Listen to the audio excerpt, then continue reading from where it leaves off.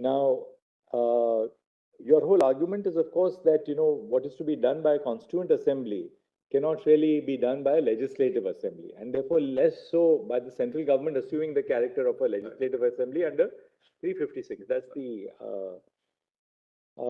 what happens then if there is no constituent assembly? I'm sorry, Mal? What happens if there is no constituent assembly? Do you have to create a constituent assembly afresh? Well, that is precisely between 1948 consultations. Your Lordship will No, now what would happen? Suppose they keep aside the procedure which they followed. We're keeping that aside for a moment.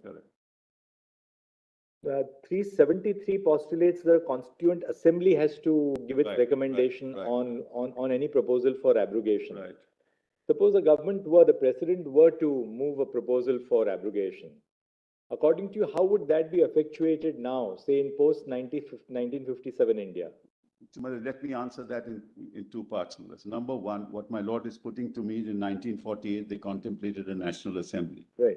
But your Lordships must remember that those were years between 1948 and 1950, especially after 1947, after the Instrument of Accession was signed, after the Instrument of Accession was signed, those were transitional periods. And when the Constitution came to be framed, there was a dialogue between the state of Jammu and Kashmir, as it then stood through the Maharaja, and the government of India. And both of them decided that we will put this into the Constitution, that is 370, use the term Constituent Assembly, and you will then set up a Constituent Assembly to frame the Constitution and decide what you want to do. You must understand the historical context in which this happened. This has not happened in an isolated fashion. The Parliament of India, the Constituent Assembly in India, framed a constitution which included a provision for a Constituent Assembly of Jammu and Kashmir. Surely that was not an isolated act. This happened in consultation and in agreement with the then Maharaja. And the J&K Constitution contemplates that this legislative assembly will have no role in regards to the amendment of the provisions of the Constitution relating to Article 370. Otherwise, they would not put that phrase. But then how would that, what sort of the next question is, supposing there was no constituent, that's the next question. How do we, then what constitutional mechanism would be envisaged then? If there were no constituent assembly and your lordships were sitting in 5, I would answer that question, but luckily we have a constituent assembly. But I can't answer a hypothetical question as to what would happen. How would you then put into place the constitutional machinery? Because there has to be machinery. It can't be that, because there is no constituent assembly, because there is no constituent assembly, you cannot at all deliberate on a proposal for abrogation or modification of Article 370. Your Lordship is putting to me, supposing the Maharaja refused to have a constituent assembly. No, take 2019. I'm sorry? Take 2019. Yes. When the Constituent Assembly has been convened, the Constituent Assembly has drafted the Constitution. Yes. Therefore, its role has come to an end. There is no Constituent Assembly. Correct. 2019. The government wishes to, the President wishes to modify Article 370. Yes. Now, we've seen the process which they followed. Yes. What, according to you, would have been the constitutional process to... No constitutional process, because the Constitution of Jammu and Kashmir said, in terms in 147, that no such bill can be introduced in the legislature. Oh, by them? By them. I'm talking about, no, by them, where the Constitution as it applies to the state of Jammu and Kashmir, which is part of the law applicable in Jammu and Kashmir. So, according to you, no constitutional procedure can be initiated for abrogation of Article 370 at all. I've been saying it's permanent. Why do you, I've been The argument is that after 1957, yes, the President ceased to have any power under Article 3 of Article 3. Was temporary between 1951 and 1957. Where do you get that power from? You see, the point is, Malaj, at that time it was temporary because there was nothing in place. After 1957, sub-Article 3 has become otious now. Yes, no, Malaj. It can happen as a political decision. The Jammu and Kashmir government and the legislature of the state unanimously did what, and they merged. That's another issue altogether. So, Mr. Sibal, according to you, neither the assembly can do it, yes, nor the parliament can do it. Yes. What you are saying is, while other provisions of the constitution may be capable of amendment through a process envisaged for amendment, yes, other than, of course, if it is hit by basic structure, correct, this is one provision which can never be amended. And let it put it differently, but let me put it, under what power will this take place?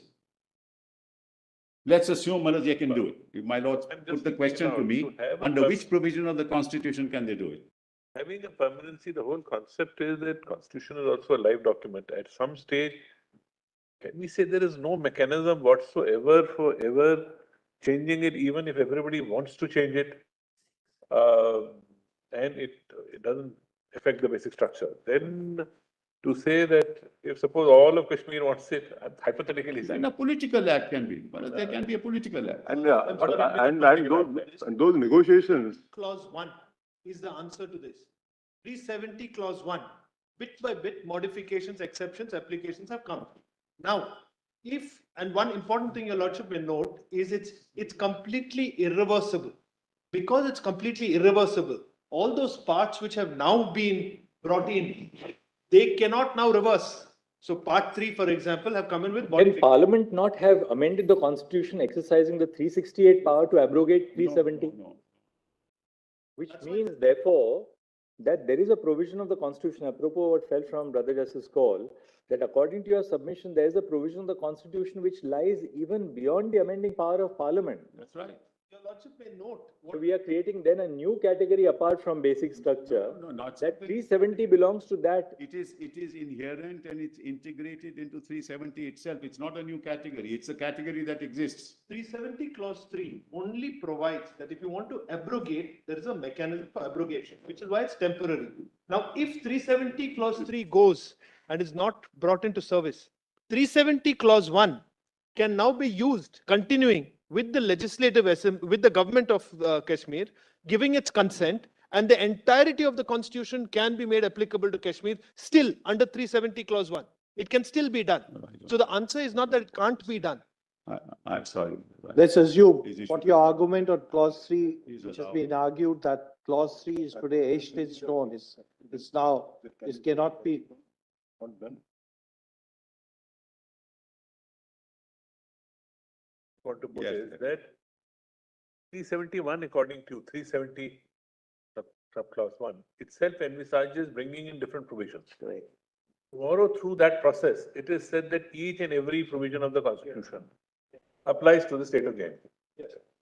Then what remains of 370? Nothing.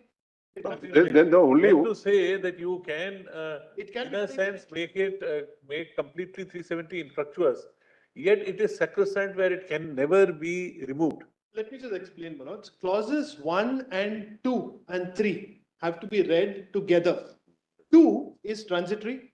3 provided for abrogation to be temporary. So if you have a constituent assembly and they are giving their recommendation, then the abrogation was immediately possible.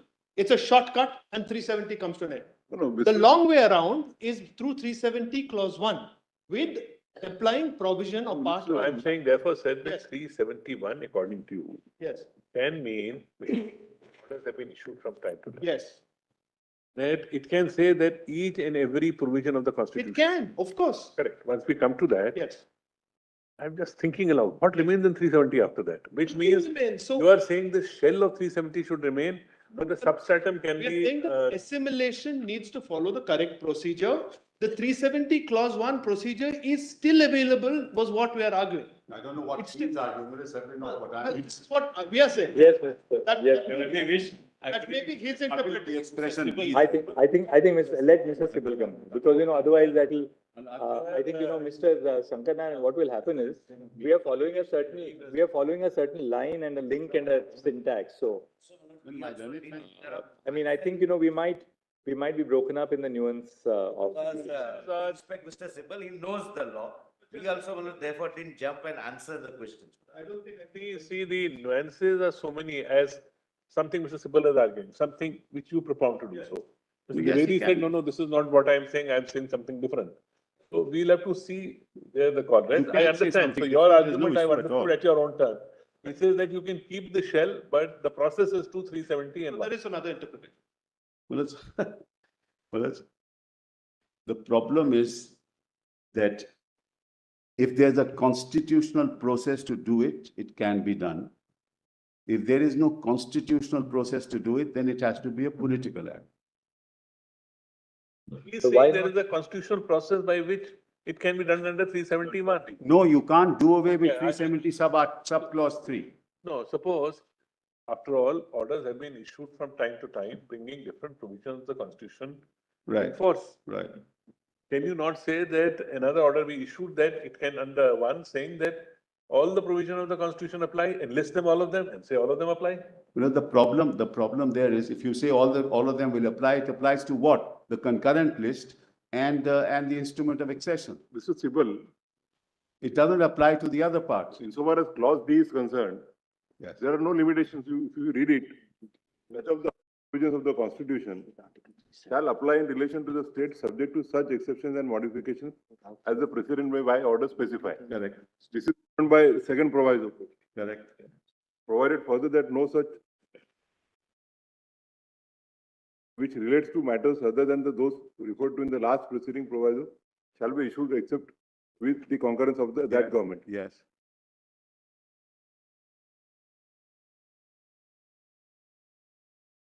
The treaty of accession, defense and commerce That's and so on. correct. That's correct.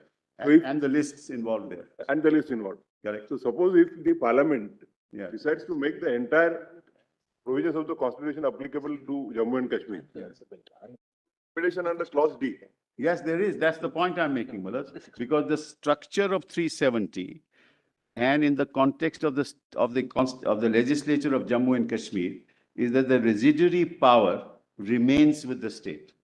Because the distinction is that insofar as those powers Concurrent under- list and instrument of accession are two separate things, but there's no issue there. They can do it, both under 371, no issue. insofar as instrument of succession, those Only entities are four- only concerned, four items. Their only requirement is consultation. Consultation. That's But correct. insofar as the clause D is concerned, the requirement is more stringent and concurrence is required. That's list 3, Malaz. That's concurrent list. Residuary power is always with the state. That's the problem. That can't be done by any process. Even under 370 sub-article 1.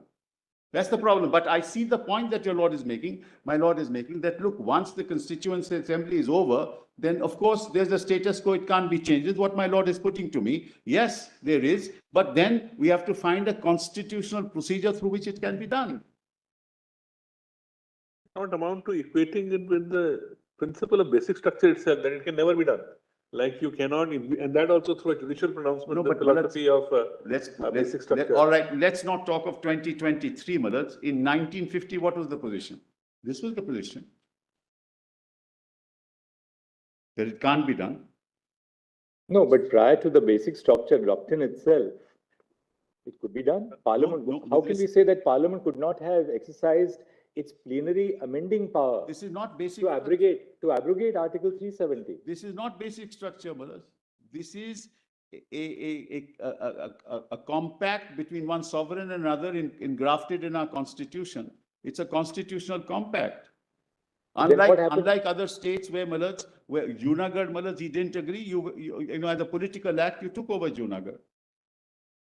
He ran away, the Maharaja ran away, But Malad. that, Mr. Sibal, I think we are treading on thin ice, because the moment we say that this was just a recognition, this was a recognition of a compact between one sovereign state and another which forms a part of our constitution, then such a sovereign compact is capable of being overridden That's all right, Malad. So then we could. by the sovereign of the succeeding state. That debate is a separate debate which doesn't arise in this case because there's a procedure that they have followed. That debate doesn't arise here, Malad. We're not talking of that at the moment. That's not an issue. We're talking about a procedure in terms of 370, which they followed, consistent with the interpretation of 370. Having taken that position that we need the consent of the Constituent Assembly. Is this the Constituent Assembly according to you? Yes, Yes. that's right. That's the procedure. That we've We're appreciated only that on that. submission. Yes, of course, we have appreciated We that are submission. limited only on that. That the Large- process, in other words, your contention is that the process which the government of India followed assumes that the proviso to clause 3 applies, Yeah, that this change has to be brought in through a Constituent Assembly. correct. But this was evidently not the Constituent Assembly because A, it was the Legislative Assembly that you have invoked, And to even that legislative assembly was dissolved and ultimately Parliament was exercising that power in the 356. Now, the larger question, supposing your lordships were to say this is not the right procedure, then the question will arise, can they do it through any other procedure? Then what my lord is putting to me may arise. But we're not on that issue. We're not giving solutions to the other side that you can do it under 370. I don't know where that comes from. So there's a limited constitutional issue before you,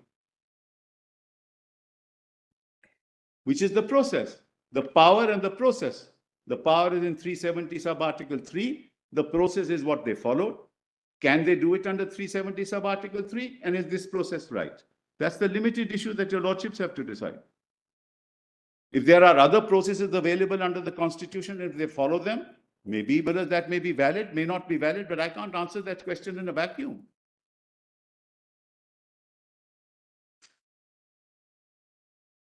But my lord is right. What my lord is putting to me, the problem is the residuary power is with the state, and I've shown your lordships, Mullad's provision after provision, right from the Delhi Pact in 1952, that that's the case. But then what happens to Article 363A? 350? 363A. Because that also earlier the recognition was on the basis of the pact between the various princely states and different. Mullah, those pacts were there, recognition granted to rulers, but Mullah, either they completely assimilated themselves into the union and be part of a state, or they were taken over. Either Hyderabad or Junagadh. On the basis of certain agreements between the states and the princely correct, states. but those agreements were different from this agreement. Mullah, your lordship is right. If it were that kind of agreement, then your lordships would apply those standards and those principles and those judicial dictums which your lordships applied. We're not on that. Here your argument is that unless the views of the entire populace of the Jammu and Kashmir are taken into consideration, the abrogation of 370 can't be yes, such that one. can be done. But that's then the negotiations were not between the elected body, the negotiations were because the princely state and the union. Correct, and that was accepted. That very thing was accepted by the then constitution makers. So, whereas we can't go into so if what was accepted, insofar as the other states are concerned, it could be taken away by 363A. Correct, but that was not the position as far as Jammu and Kashmir is concerned. I'm not saying anything. I agree with what my lord is putting to me. But how do you change the constitutional structure? There must be some power. You can say that you can do a political act. Today you say, look, forget about all this. We take over Jammu Kashmir. Fine. 363A was done under 368. Yes, you can do that. But point today is, Mother, that's not an issue before you. You're not going to answer an issue which is not, with respect, the greatest respect, which is not before you. You're not going to find a power for them which doesn't exist and which is not followed.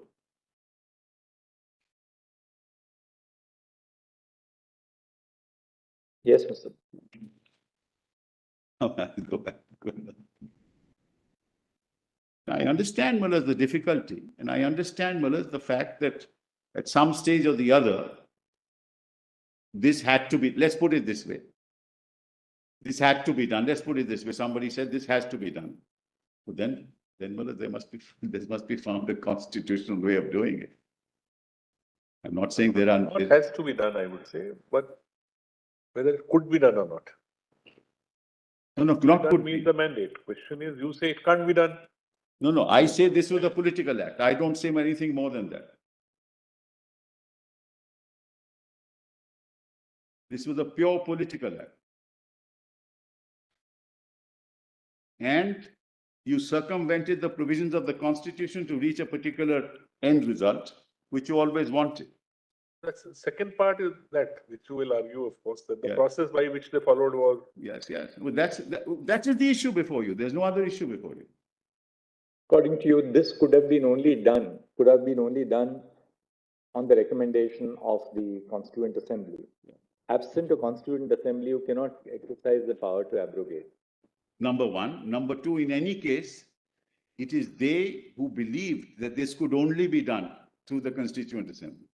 Apart from the fact that I say that it could be done, they also believe that it could be done, and they followed that procedure. Now, whether that procedure was right, was wrong, is for your lordships to decide. Whether there is another way to do it is something that they will decide. That's all that I can say. I don't want to make the argument in a hypothetical argument, conjuring up issues that don't arise in this case. And I don't want to give a helping hand as my learned colleague wants to do, because he can do it outside the court. The lighter side, you said if you had to do it, you would do it a different way. Maybe. But you can't introduce a bill in Parliament at 11 o'clock, pass a resolution without anybody knowing about it. Of course, those are internal procedures. You're the Parliament. I'm not saying anything. 212. Yeah, so I'm just saying, 11 o'clock, nobody knows. Nobody knows. Larger issue, as a member of Parliament, you will say, don't touch us. Yes. That's right. So I'm not touching that process either.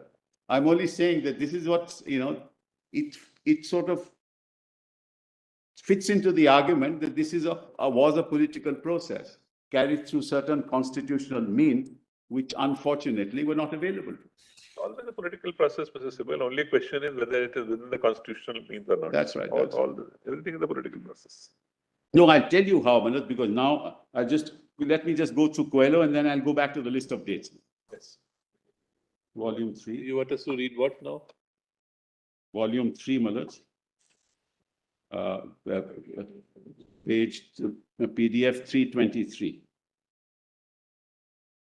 And the fact of the matter is, Manoj, apropos what my learned friend said, almost all the laws applicable in the Union of India were applicable in Jammu. As of today, Manoj, I have a list, it runs into, pages after pages. Everything has been adopted, apart from the, other than the residuary power. Everything is adopted. Everything. It's like 100 and... You are referring volume 3? Yes, volume 3. Volume 3, PDF 323.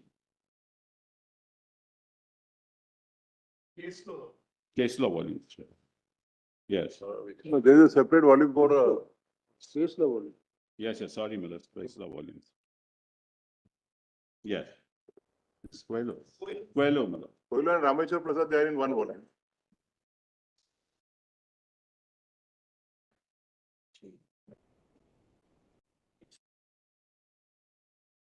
Yes, leading Coelho, para 54, PDF 323. 323.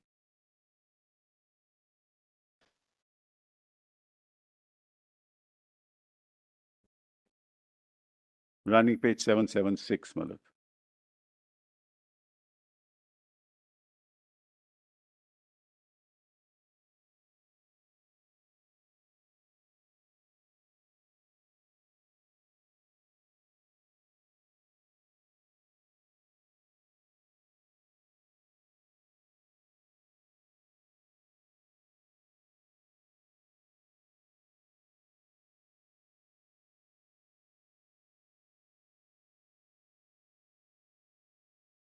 Yes. 323, para 54.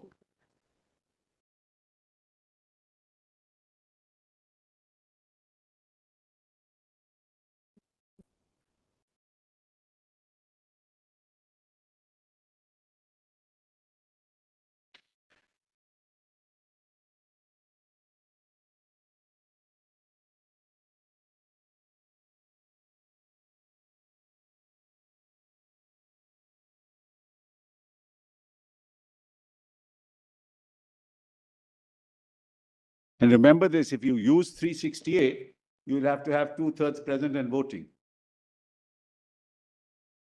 So you don't use 368 because you don't get 2/3 present and voting. So you go through this procedure. So the question whether 368 could have been used or not is a separate issue. And had that been used, we'd have had another argument here, but it's not an issue here. Yes, Mr. Gandhi. Which I'm is just the, telling you which the is the hurdles para in from Coelho that you would like us to see? Yes, para 54. At page? page 776, Miller's PDF 323.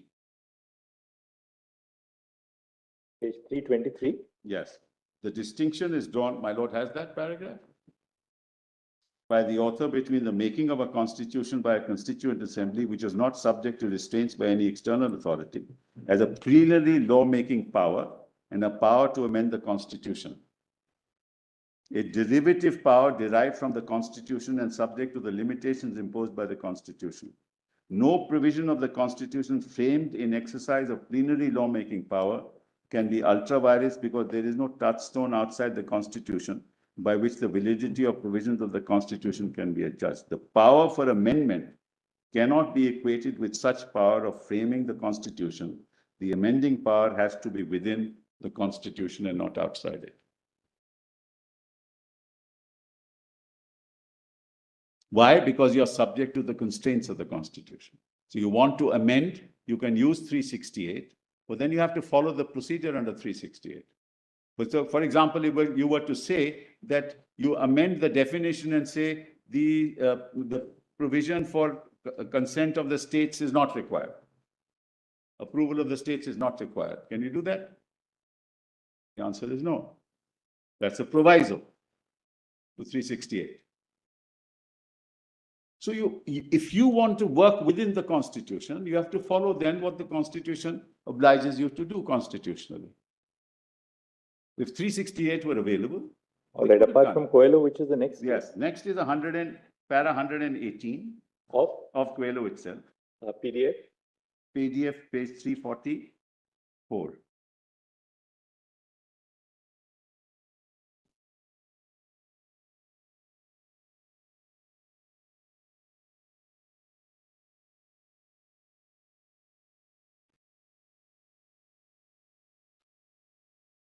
We have I'm sorry, para 180.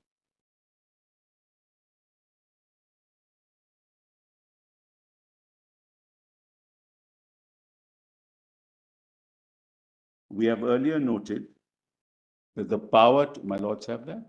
Para 118. Yes. We've earlier noted that the power to amend cannot be equated with the power to frame the Constitution. The power has no limitations or constraints. It's a primary power, a real plenary power. The latter former power, however, is derived from the former. It has constraints of the document, that is the Constitution which creates it. This derivative power can be exercised within the four corners of what has been conferred on the body constituted, namely Parliament. The question before us is not about the power to amend Part 3. As per Keshavnan Bharti, power to amend exists in Parliament, but it is subject to the limitation of the doctrine of basic structure. The fact of validation of laws based on exercise of blanket immunity eliminates Part 3 in entirety. Hence, the rights test as part of the basic structure doctrine has to apply. So, Malats, therefore, we are now left with a Parliament which seeks to amend 370. So, therefore, it has to work within the constraints of the Constitution. That's what we're concerned with. We're not concerned with any other interpretation of the Constitution. So now we go back, Malas, to the list of, yes, the Ambedkar statement is volume, yes,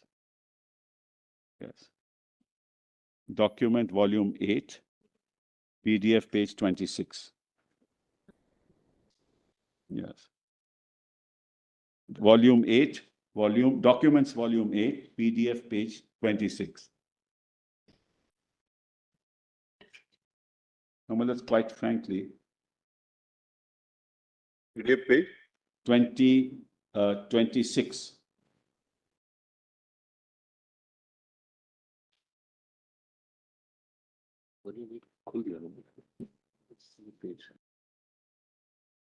Just two paragraphs and then I'm done with this issue altogether, Malas. PDF page 26. Documents volume 8.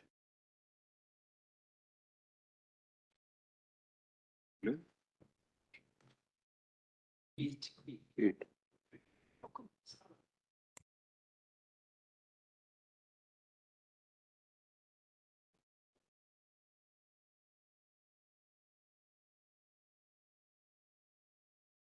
Your lordship has it, may I read it, Manoj? Page? Page 26, paragraph starting the provisions relating to amendment of the Constitution.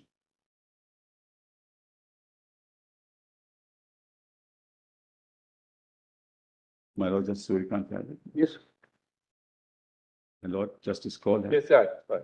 The provisions relating to amendment of the Constitution have come in for a virulent attack at the hands of the critics of the draft Constitution. It is said that the provisions contained in the draft make amendment difficult. It is proposed that the Constitution should be amendable by a simple majority, at least for some years. The argument is subtle and ingenious. It is said that this Constituent Assembly is not elected on adult suffrage. Well, I've read this part of it I've read. We actually read it from just Jagannath So Reddy's. let's leave that. Come to the next paragraph. Sorry, again. What is said to be the absurdity? That paragraph, next paragraph. Yes. What is said to be the absurdity of the amending provision is founded upon a misconception of the position of the Constituent Assembly and of the future Parliament elected under the Constitution. The Constituent Assembly, in making a Constitution, well, that also I've read. So this is the exact. There's only one part in Dr. Ambedkar's statement is very prescient.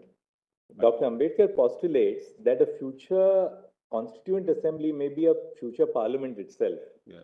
Says the future Parliament, if it met as a Constituent Assembly, Yes. its members will be acting as partisans, seeking to carry out amendments to the Constitution Yes. to facilitate the passing of party measures which they fail to get through Parliament by reason of some article of the Constitution. It has acted an obstacle in their way. This is That the is precise difference between argument. the Constituent Assembly and the future Parliament. So this is the precise argument I'm making is what Dr. Ambedkar said. That it is the party's partisan political measures that are carried through in the process in the form of legislation or otherwise, which can't be done as far as which will be constrained by the provisions of the Constitution, but the Constituent Assembly doesn't have any such fetters. Yes. So, Mullahs, I'm done with this whole argument, Mullahs. So now let's go back to the list of dates and how all this happened, the other issues. No. Now compilation. We go to In my written submission. your written submissions, volume Written 2. submissions, volume 2. And kindly come Page to 48. the page 47.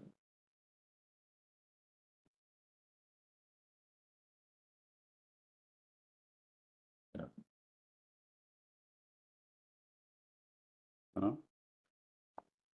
Yes, where is that? Yes. These are Now- list of dates. List of dates kindly come to Volume, PDF written 47, submissions. item 57. Submissions.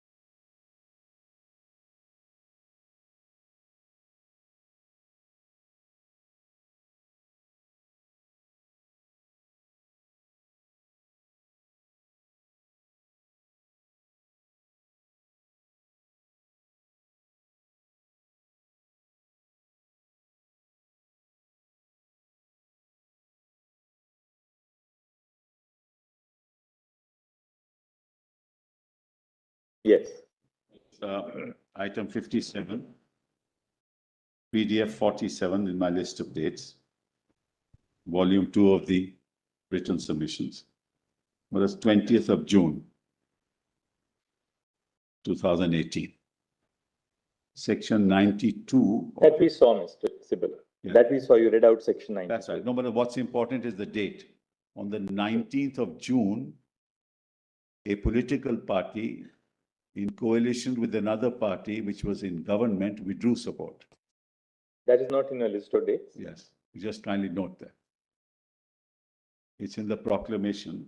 19th of June, 2018. Yes, well, that's BJP withdrew support from PDF. This is PDP. Before the serial number 57, no? Yes, yes.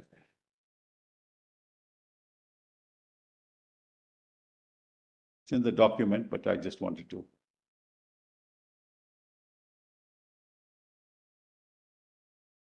It's the proclamation. Let's see then.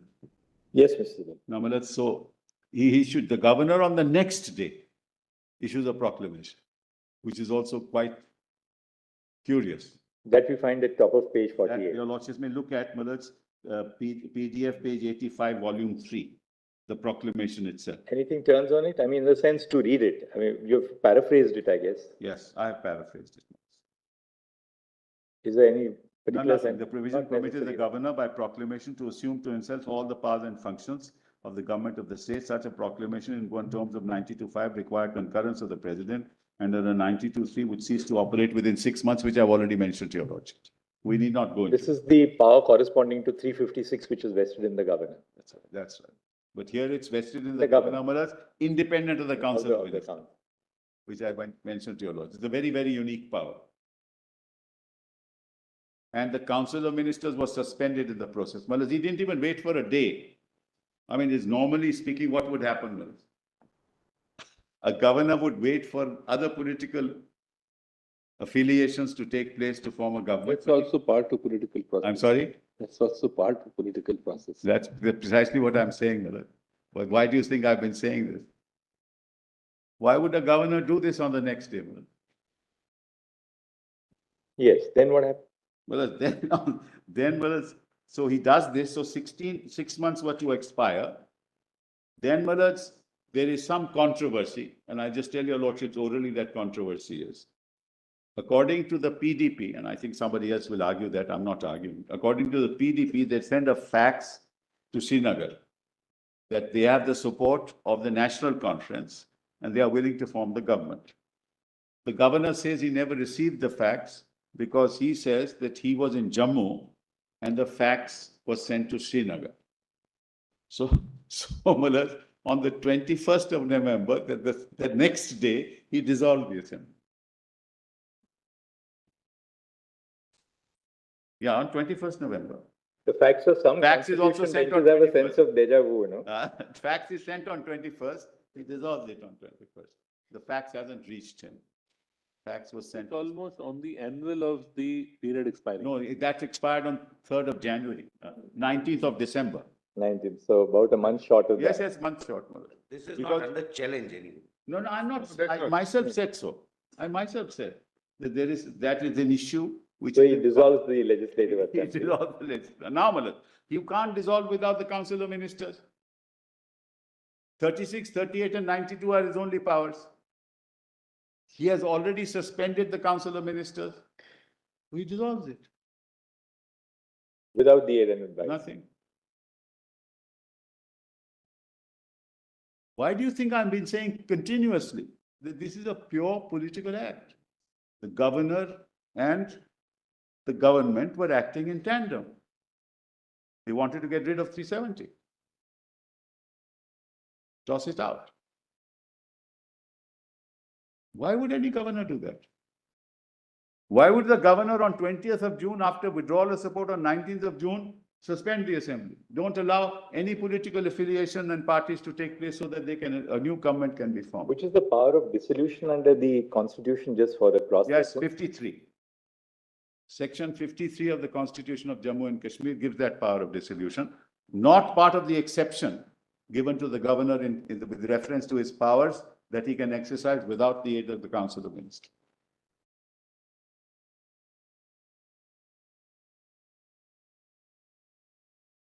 Yeah, because section 35 refers to 36, 38 and 92. 36, 38 and 92.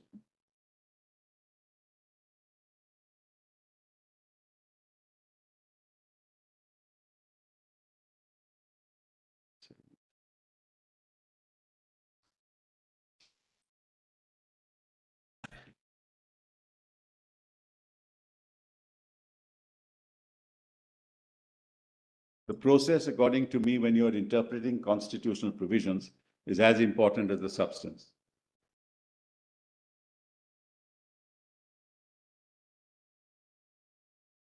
Because it's a constitutional process. That's what another Coelho says, but this time it's Paulo Coelho in The Alchemist. That's right. Then, Millet, on the 19th of December, the proclamation of governor's rule expired. A proclamation under 356 promulgating president's rule in the state of Jammu and Kashmir was issued on 19th December. So then came president's rule. So on 3rd of January, want to show the proclamation? Well, it's better to see the proclamation, volume 3, PDF 92. Volume 3 of documents, PDF 92.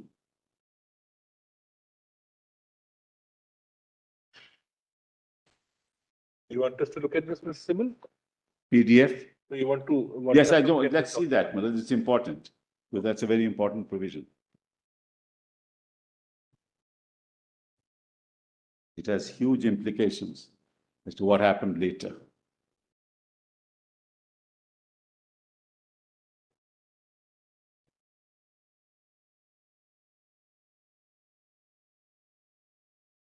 My lords have PDF 92?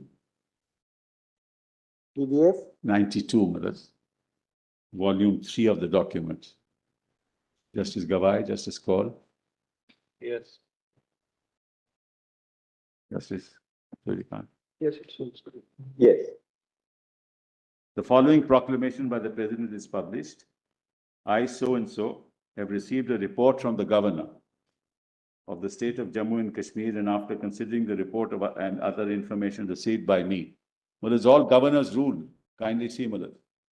It's all Governor's rule from 20th of June right up to this date. There is no Council of Ministers in place. There is no government in place. But he sends a report that the government cannot be carried out. Where is the basis for any of that? There are no negotiations. There are no communications.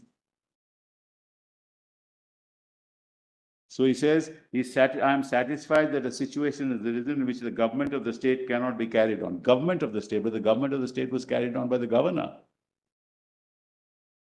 In accordance with the provisions of the Constitution of India as applicable to the state and of the Constitution of Jammu and Kashmir.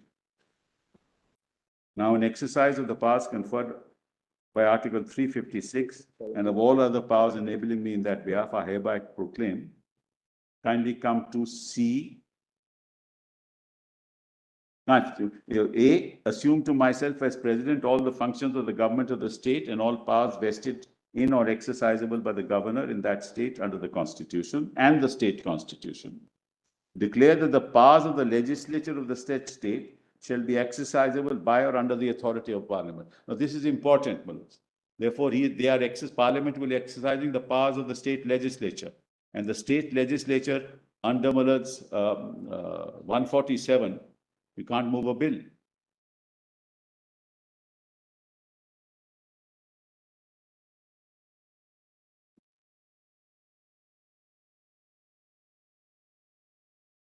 Which is what Ambedkar said, which is what Keshav Nand said, that you can't do this. You have to be confined to your powers and responsibilities under the Constitution under which you're acting. So, declare the legislature of that state shall be exercisable by or under the authority of Parliament. Make the following incidental and consequential provisions which appear to me to be necessary or desirable for giving effect to the objects of the proclamation In exercise of the functions and powers assumed to myself by virtue of Clause A of this proclamation, as aforesaid, it should be lawful for me as President of India to act to such extent as I think fit through the governor of the said state, the operation of the following provisions. Now, this is very important, of the Constitution and of the state constitution are hereby suspended. Under what power?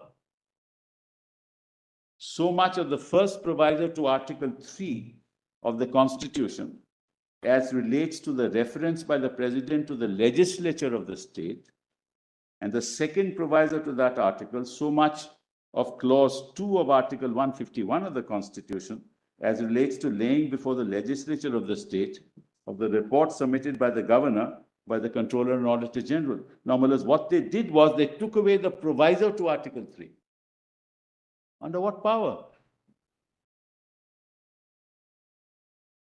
You can't amend the Constitution in virtue of your power under 356.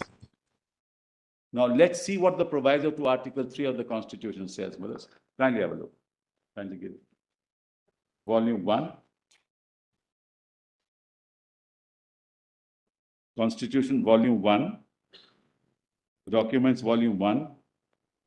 PDF page 186. Sorry. 65? PDF page 65.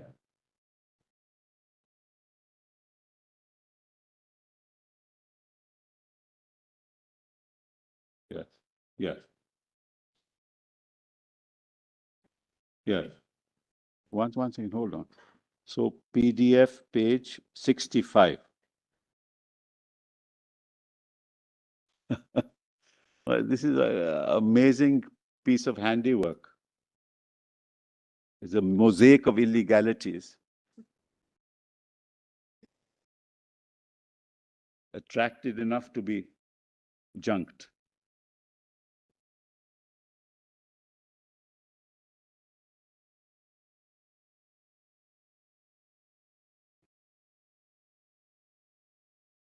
I don't understand how this always happens.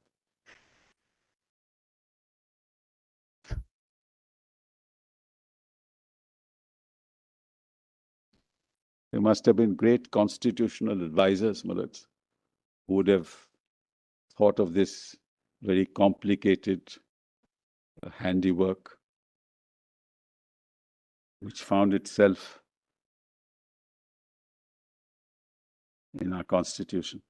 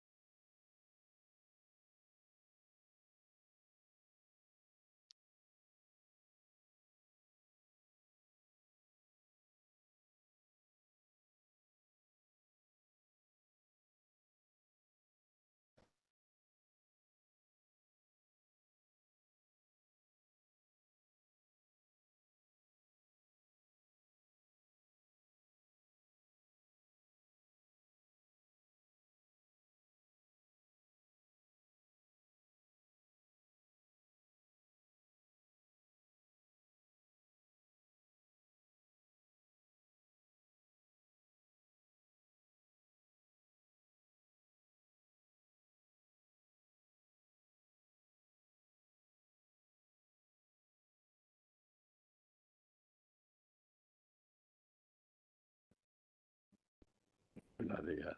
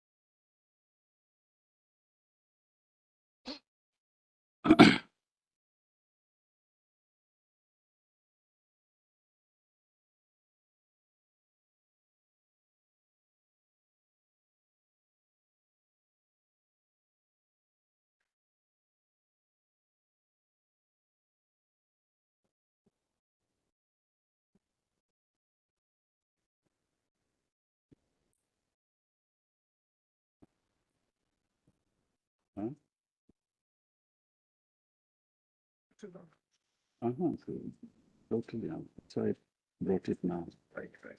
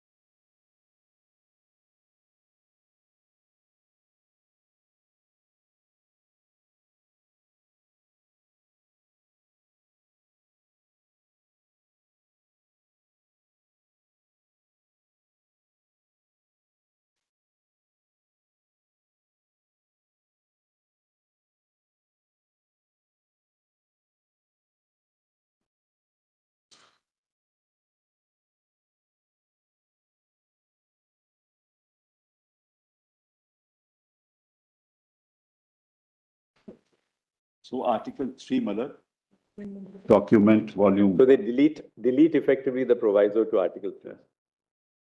But Mr. Sibal, at the end of it all, I mean, of course, this has the optics about the way it was done. But there's no challenge to anything that was done. All this is not under challenge here. No, Maharaj, once you are challenging the emergency, Maharaj, the declaration of 356 is challenged. Maharaj, just look at What is it. the frame of the petitions? Do we have a challenge to Yes, this? we have one challenge. But Maharaj, quite apart from that, you're looking at, Maharaj, it's in Yes. grade 370, Maharaj. I mean, it's not. All right, we just see what the frame of the challenge. If you can just ask one of the juniors to I'll do make that. that little I'll tabulation do for that. us. But apart from that, Maharaj, this is now before you, Yes. in all its various Nuances parts, in and- a sense. Yes, of course. Now, the question is, Maharaj, what is the power? And that's the other thing. What is the power under 356? The quintessential object of 356 is to restore democracy. You take over because a government cannot be run in accordance with the provisions of the Constitution for a temporary period for the restoration of democracy. You don't use 356 for its decimation.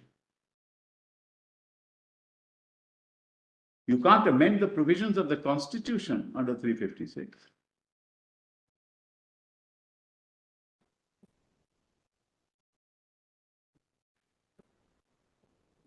Of 356. We'll give it on Tuesday.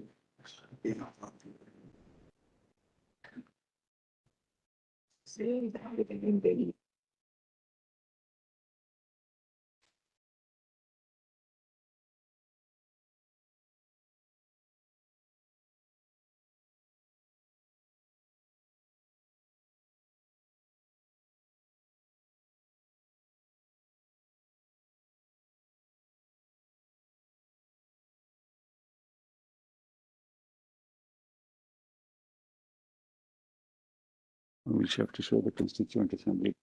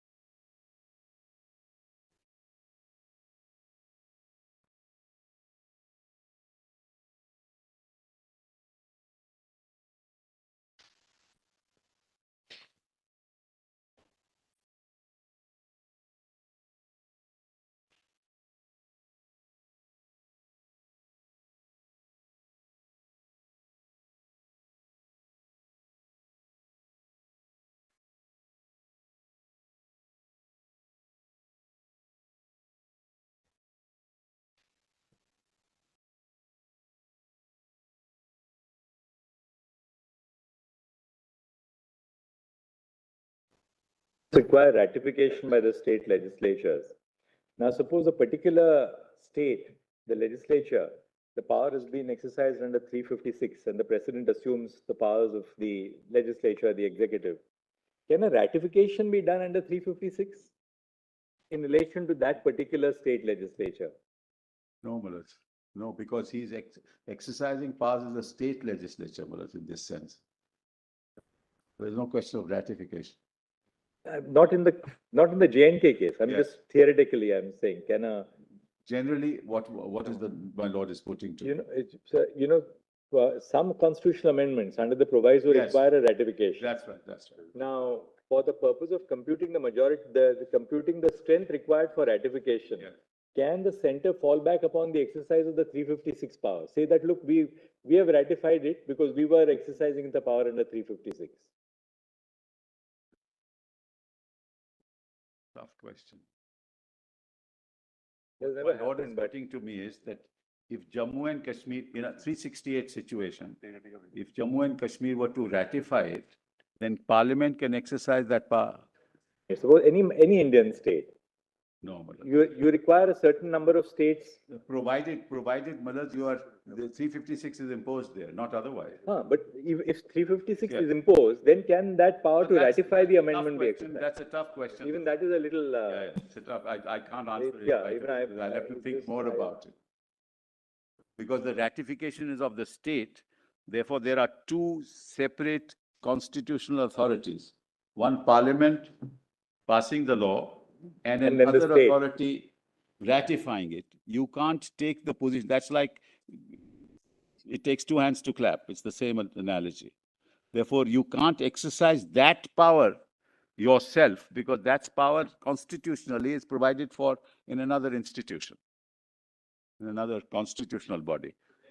Now here the proclamation comes under 356. That's right. After that, what is done then? Then, Malas, they amend section, Article 3.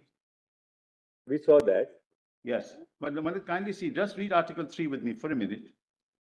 Formation of new states, alteration of areas, boundaries, or names of existing states. Amendment to Article 3 required as part of this whole process. Because they wanted to get rid of this proviso, Malas. Otherwise, they wouldn't Let's have see been the able to. proviso. Yes. Because then you have to do the Reorganization Act. Or the reorganization. Yeah, that required. Converting the state into a That's UT. right, that's right. That's how this had to be done earlier.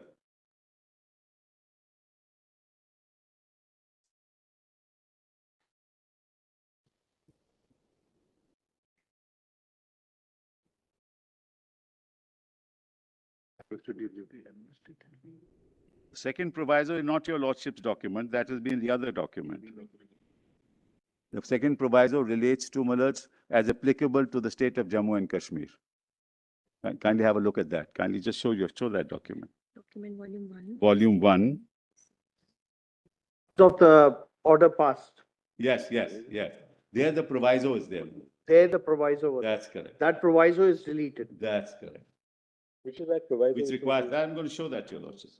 PDF page 65, document volume 1.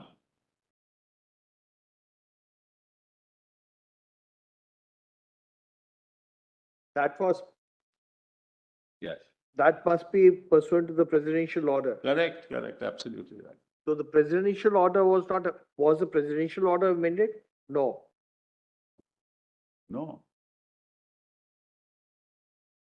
That's interesting. It has been superseded, my lord.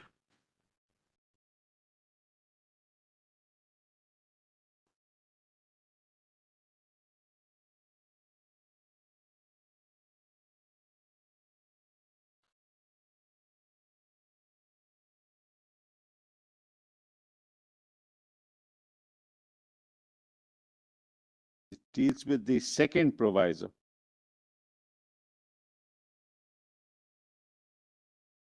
You can't even introduce the bill, forget about anything else.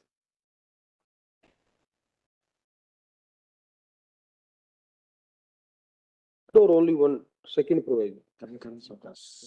Second part of the first proviso and the second proviso. Where do we get this document? Actually, it's document number, document compilation. Documents volume 1, PDF 65. 65. Constitution of India as applicable to the state of Jammu and Kashmir. At page? PDF 65, running page, Malads, is 65, also 65. That's the Constitution of India is applicable to the state of Jammu. That's where the only place where the pages of the Constitution of India and the Constitution as applicable synchronize, Malads. The rest is. I interestingly read the note below. It says when secular was inserted into the Constitution, Yeah. it was never inserted here. Never inserted, okay.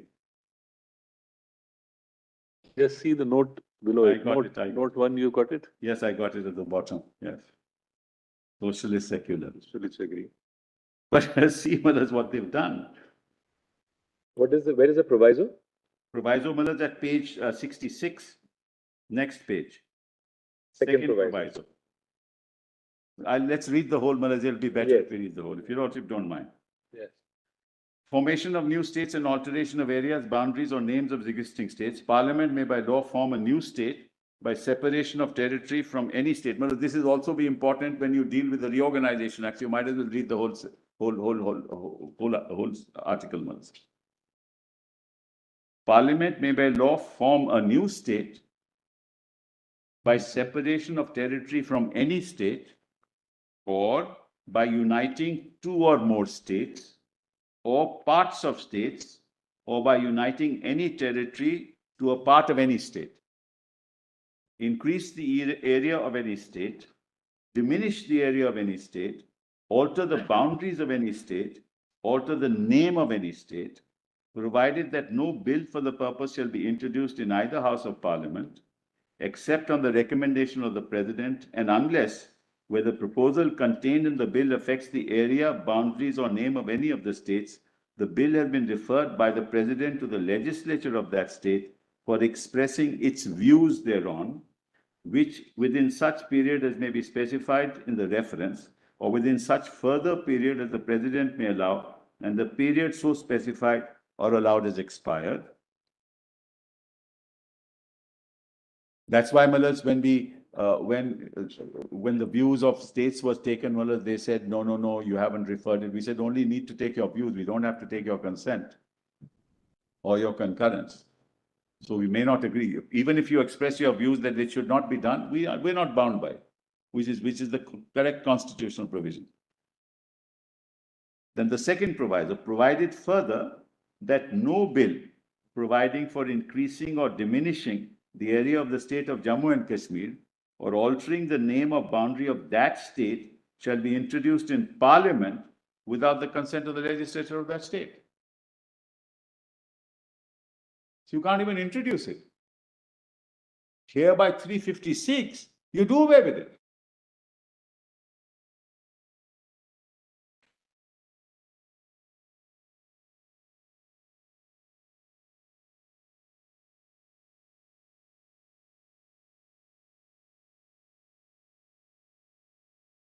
They have created a UT.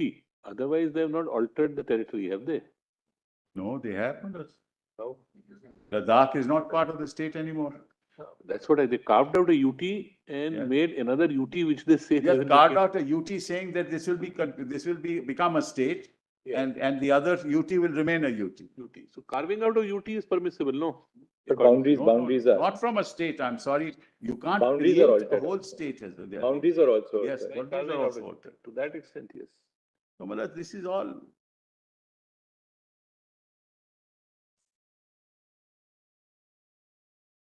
And Malad, there is and I'm going to take your lordship to the Constitutional Assembly debates on this.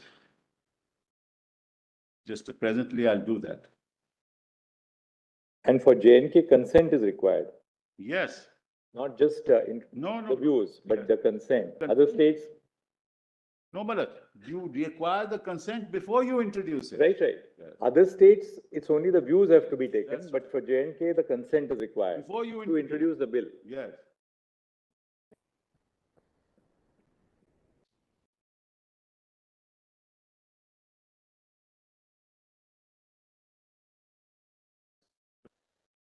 I'm sorry. Okay. Is it mentioned only in 1954 constitutional order, or is it incorporated in Article 3 also? It's mentioned in the 54 order and incorporated in Article 3 before the 54 order. If it is incorporated, yes, that would amount to amendment of the constitution. Then was it followed as per Article 368? Not in the Indian Constitution, Malad. It's only in this Constitution. This proviso, second proviso. Yes. You are reading. Yes. Now we are reading it on the presumption or assuming that it's a part of Article 3 of the Indian Constitution. Second proviso. No, it's a modification of Article 3. As applicable. As applicable only. So it is only incorporated in the 1954 order, as not formally inserted in Article 3 of the Indian Constitution as a second proviso. Correct. Absolutely right, what my lord is putting to. Absolutely. They suspended the operation of it. They suspended the operation. How do you get that power under 356? That's not the object of the proclamation. Deleted, suspended. Then the exercise. That assembly can't exercise that power unless to suspend. On behalf of the assembly. Yes, they can't do that also. A bill cannot be introduced without the consent. Assembly is not in session. There is no assembly, it has been dissolved. So where do you get the consent of the assembly? So the governor becomes the assembly, then the assembly becomes parliament, and then parliament gives consent. On behalf of an assembly that doesn't exist. Mr. Sibal, what was the procedure followed when different orders were issued under those constitution, right? Like those about 18 orders, Yeah. constitution orders, Yeah. 1952 up Yes, to. all mandates with concurrence. With What was the procedure followed? procedure Was it through parliament process or through by the president only? No, it's not through a parliament process, it's through a presidential notification after taking the consent, concurrence or consultation. That's right. So that's how it's made applicable, through a presidential order.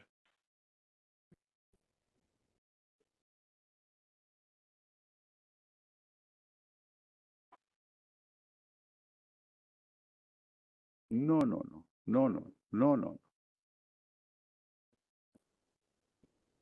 So it's 356 and exercising powers under 356. It's a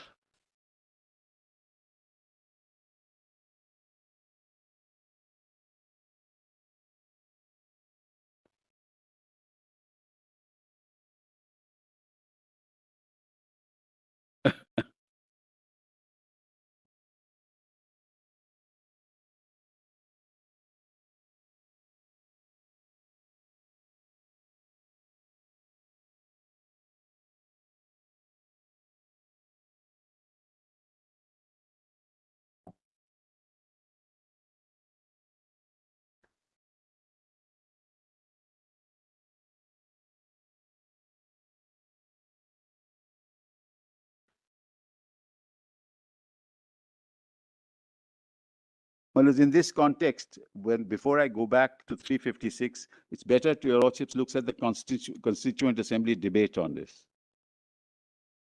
On this Article 3 and why this was Volume 8.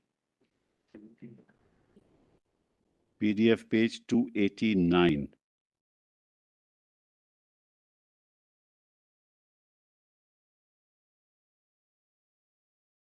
Which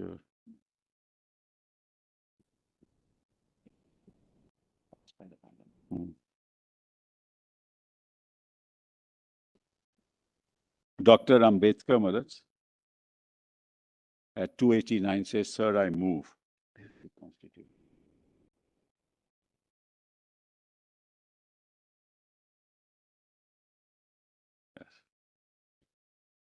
Yes.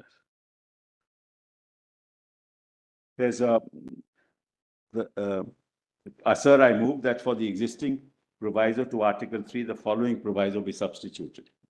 Provided that no bill for the purpose shall be introduced in either House of Parliament except in the recommendation of the President, and unless where the proposal contained in the bill affects the boundaries or name of any state or states for the time being specified in Part 1 of the first schedule, the views of the legislature of the state, or as the case may be, of each of respect to the provisions thereof have been as contained by the President and the states, both with respect to the proposal to introduce the bill and with respect to the provision thereof has been ascertained by the President, and where such proposal affects the boundaries or name of any state of states or states for the time being specified in Part 3 of the first schedule, the previous consent of the state, or as the case may be, of each of the states to the proposal has been obtained.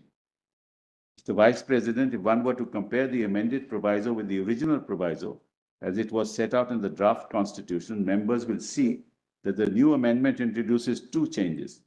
One is this: in the original draft, the power to introduce the bill was given exclusively to the Government of India. No private member of Parliament had the power under the original draft to propose any legislation of this sort, attention of the drafting committee was drawn to the fact that this was a somewhat severe and unnecessary curtailment of the right of the members of parliament to move an emotion they liked and in which they felt concerned. Consequently, we deleted this provision, giving the power exclusively to the Government of India, and gave it to the President, and stated that any such bill, whether it was brought by the Government of India or by any private member, should have the recommendation of the President. That is one change. The second change, which is more important, is this. Under the original Article 3, the power of the Government of India to introduce legislation was restricted by two conditions, which are mentioned in A1 and 2I. The conditions that were that there must be, before the initiation of any action, representation made to the President by a majority of the representatives of the territory in the legislature of the state, or a resolution in that behalf passed by the legislature of any state, whose boundaries or name will be affected by the proposal contained in the bill. Here again, it was represented that there might be a small minority which felt very strongly that its position will not be safeguarded unless the boundary of the state were changed, and that particular minority was permitted to join their brothers in the other state, and consequently, if these brothers remained there, action would be completely paralyzed. Consequently, we propose now in the amended draft to delete 1 and 2. This is important. To delete 1 and 2 of A and also B of the original draft. These have been split into two parts, A and B. A deals with reorganization of territory insofar as it affects the states in Part 1. That is the Dominion states. Part 1, that is to say provinces, and of the new amendment relates to what are called Indian states. The main difference between the new clause A and B of any amendment is this. In the case of A, that is to say reorganization of territories of states falling in Part 1, all that is necessary is consultation. Consent is not required. All that the President is called upon to do is to be satisfied before making the recommendation that their wishes have been consulted. With regard to B, the provision is that there shall be consent. The distinction, as I said, is based upon the fact that as far as we are at present concerned, the position of the provinces is different from the position of the states. The states are sovereign states and the provinces are not sovereign states. Consequently, the government need not be bound to require the consent of the provinces to change their boundaries, while in the case of the Indian states, it's appropriate in view of the fact that sovereignty remains with them that their consent should be obtained.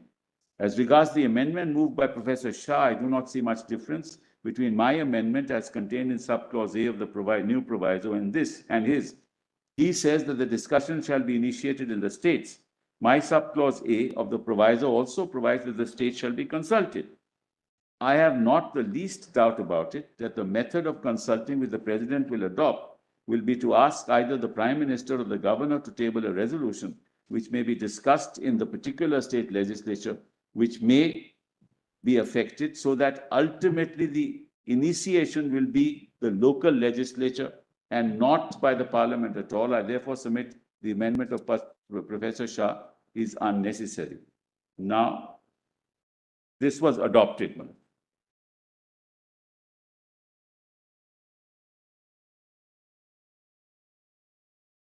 So the views of the people of the state were to be taken. So the second proviso, Malads, when it came in, they said that this will not apply to Jammu and Kashmir. They needed consent. And so therefore no bill could be introduced. This is consistent with all of the provisions, including 370. Including the powers of concurrence, Malads, with respect to the concurrent list in the concurrent list of the Constitution as applicable. So this is a consistent thread throughout, which is accepted by the Constitution makers.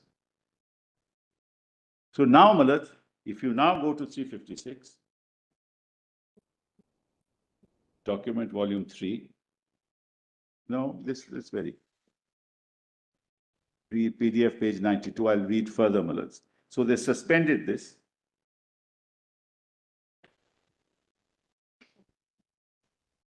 Document volume 3. Yes, Malad, volume 3, PDF page 92. That's the proclamation.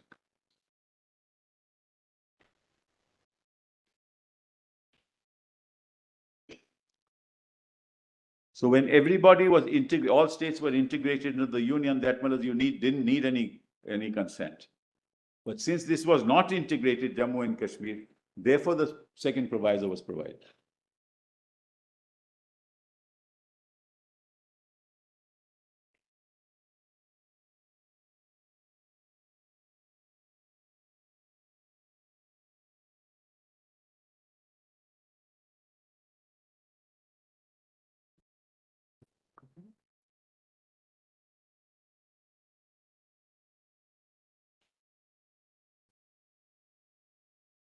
And Millers, your lordships will see that the whereas clause says provisions of the Constitution of India as applicable to that state and of the Constitution of Jammu and Kashmir. Both. And now, Millers, so much as the first proviso to Article 3 as relates to the reference to the President to the legislature of the state, and the second proviso to that article, so much of clause 2 that we don't need to read that one. Then Millers, kindly item 3 of the proclamation. Any reference in the Constitution and the state constitution to the governor shall, in relation to the said state, be construed as reference to the president. And any reference in the Constitution and the state constitution to the legislature of the state or the houses thereof shall, insofar as it relates to the functions and powers thereof, be construed unless the context otherwise requires as a reference to Parliament. So governor functions to Parliament, legislature functions to Parliament. So it's all, Millers, the power is concentrated in Parliament to do what it likes. And in particular, the reference to section 91 of the state constitution to the governor and to the legislature of the state or the houses thereof shall be construed as references to the president and to Parliament, or to the houses thereof respectively. So, Millers, you lose the link between the center and the state altogether. You absorb the powers of the state with yourself as the executive as well as Parliament as the legislature. And you decide without reference to any other institution. Governor means president, legislature means Parliament. So you can do what you like.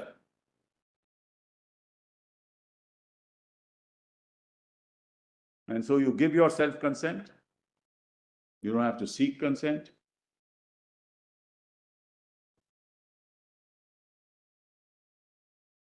And the people who gave themselves this constitution are left out of the process altogether. This is essentially, according to me, a breakdown of the constitutional structure that was engrafted in the Constitution. It's a complete breakdown.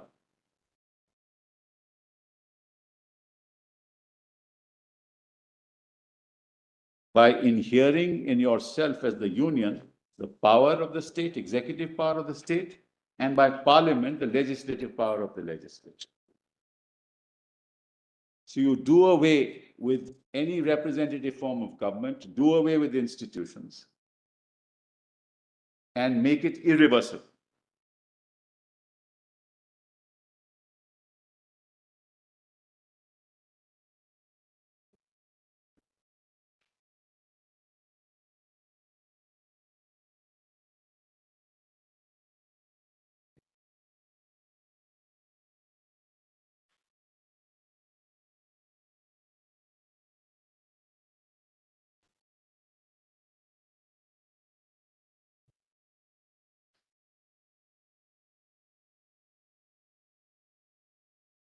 Yes. Then let's go back now to the list of dates. PDF 48. Written submissions compilation volume 2, PDF 48. So I've done with the proclamation 19/12/2018.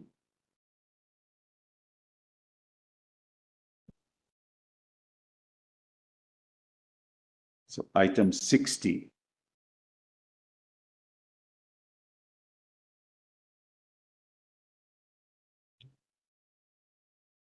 My lords had that.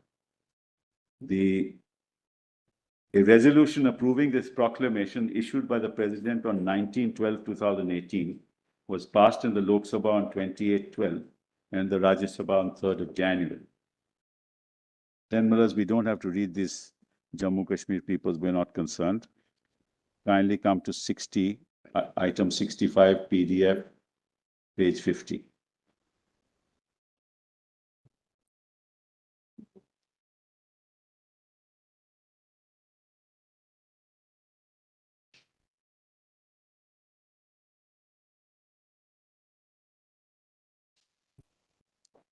So at item 65, you will find on the 3rd of July, 2019, the President's proclamation was in terms of Article 356(4) to expire on 2nd of July. 6 months, mothers. Because from January 3, 2019, it would be July 3. So it was to expire on 2nd July. Consequently, President's rule in J&K was extended for a further period of 6 months with effect from 3rd of July till the 28th of June 2019 and Rajya Sabha on 1st of July. Then leave all this.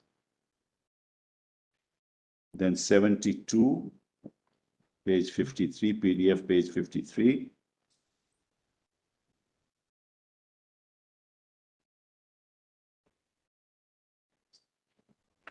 This is that 11 a.m. order on the 5th of August 2019. We'll break here. Mr. 3 minutes short. We are going to the 11 a.m. order now. We'll continue with this on We'll Tuesday. wait for 11 a.m. the next day. I'm deeply obliged.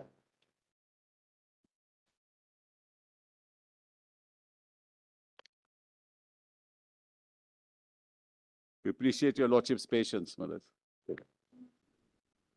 We'll come back on Tuesday. Yes. Tuesday, no? Lordship, on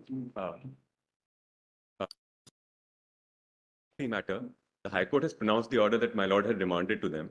We filed an SLP against that. We sent the email as per the protocol, Certainly. requesting for a listing. Lordship, because they may not proceed with the survey. I'll look at the email right away. Grateful, Lordship. Great.